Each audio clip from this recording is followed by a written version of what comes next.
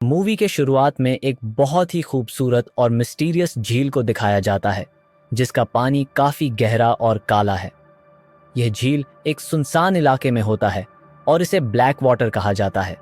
इसके बाद एक फैमिली को दिखाया जाता है जिसमें एक लड़की ग्रेस, उसका हस्बैंड एडम और उसकी छोटी बहन ली होती हैं।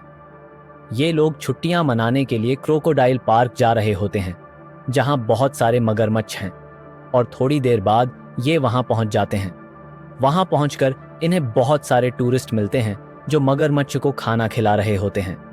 यहाँ मौजूद लोग यह सब देख रहे होते हैं और पार्क को एंजॉय कर रहे होते हैं। अब रात को वो लोग एक होटल में रुकते हैं और अगले दिन के प्लान को डिस्कस करते हैं और डिसाइड करते हैं कि यहीं पास में मौजूद ब्लैक वाटर नाम की झील में मछलियां पकड़ने चलते हैं। यह वही झील है जिसे हमने मूवी के शुरुआत में देखा था। अब अगले दिन वो लोग झील पर पहुंच जाते हैं। अब यहाँ इनकी मुलाकात एक आदमी से होती है जिसके पास एक बोट है और ये इस जगह का गाइड है और इनके सफर में इनकी मदद करेगा।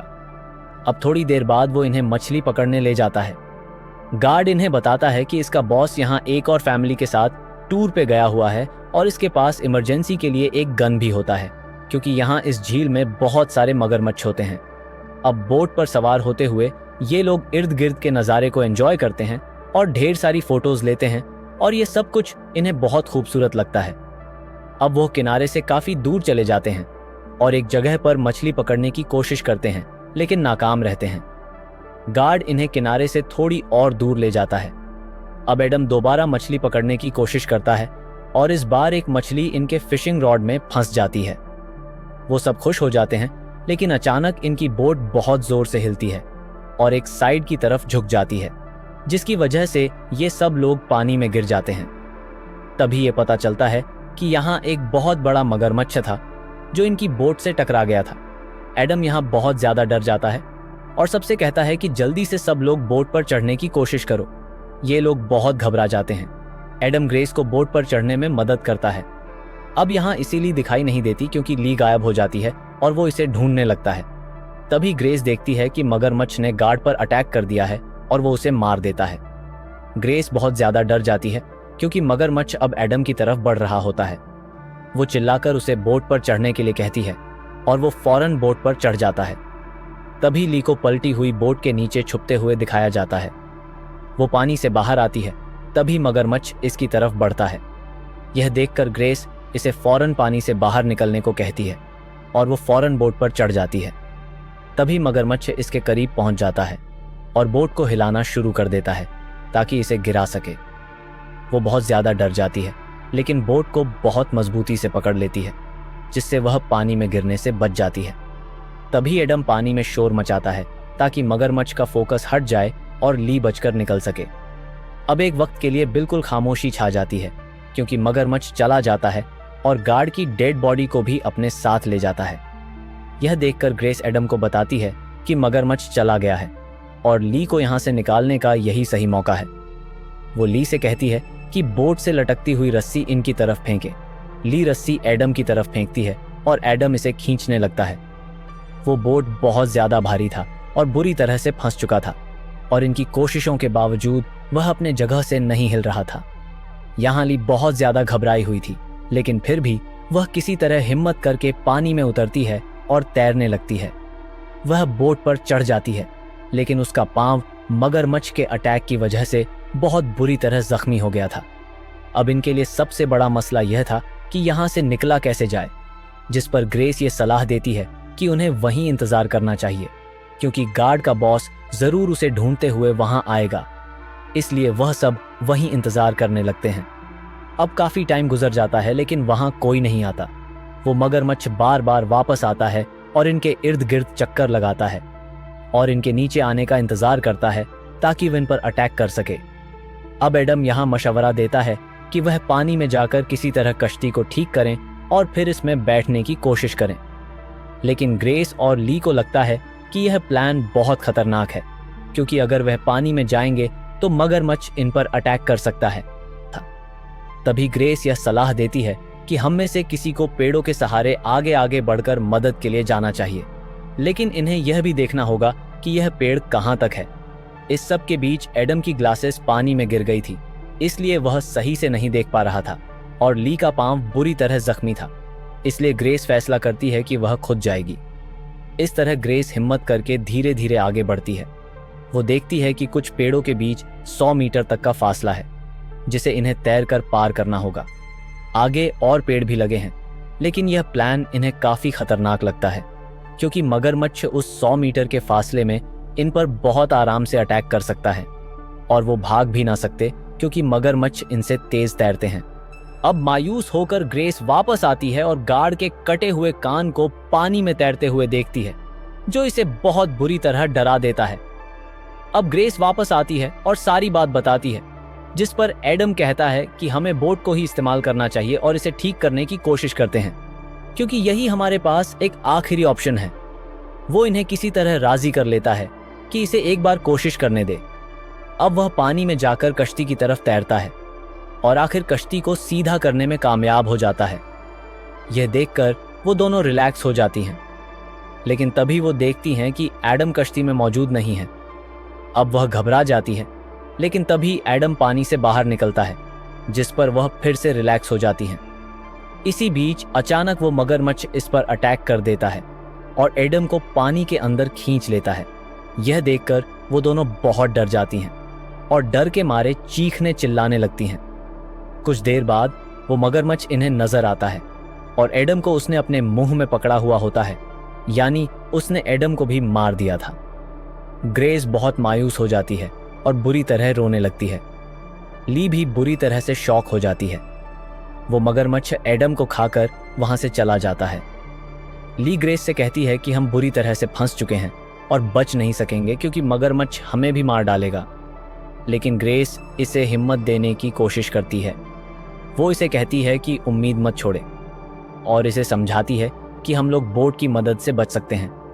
अब ग्रेस नीचे उतरती है और बोट की रस्सी खींचने की कोशिश करती है, लेकिन तभी मगरमच्छ अचानक छलांग लगाकर इसे पकड़ने की कोशिश करता है, जिससे वो बहुत डर जाती है और ली के पास वापस आ जाती है। वो मगरमच्छ इन्हें घूर कर देखता है और फिर पानी में चला जाता है। ग्रेस एडम की लाश को पानी में देखकर बहुत दुखी हो जाती है और रोने लगती है। ली इसे हिम्मत देने की कोशिश करती है। वो दोनों बहुत बुरी तरह थक जाते हैं और वहीं इंतजार करने लगते हैं। अब जैसे ही रात होती है, वह जगह बड़ी खौफनाक हो जाती है और मौसम भी बिगड़ने लगता है। वो मगरमच्छ एडम की लाश को खा रहा होता है और ये आवाजें सुनकर ग्रेस बहुत ज्यादा दुखी हो जाती है और रोती रहती है। इसी सब में रात गुजर जाती है। ली इसे हौसला देती है और उसे कहती है कि जो कुछ भी हुआ उसे भूल जाओ। अब अपने बच्चे के बारे में सोचो और अपने हस्बैंड की इस आखिरी निशानी को बचाओ। दरअसल ग्रस इस टूर पर आने से पहले अपनी प्रेगनेंसी को टेस्ट किया था, जो पॉजिटिव आया था, और वो एडम को बताने के लिए सही समय का इंतजार कर रही थी, पर बदकिस्मती से ऐसा नहीं हुआ।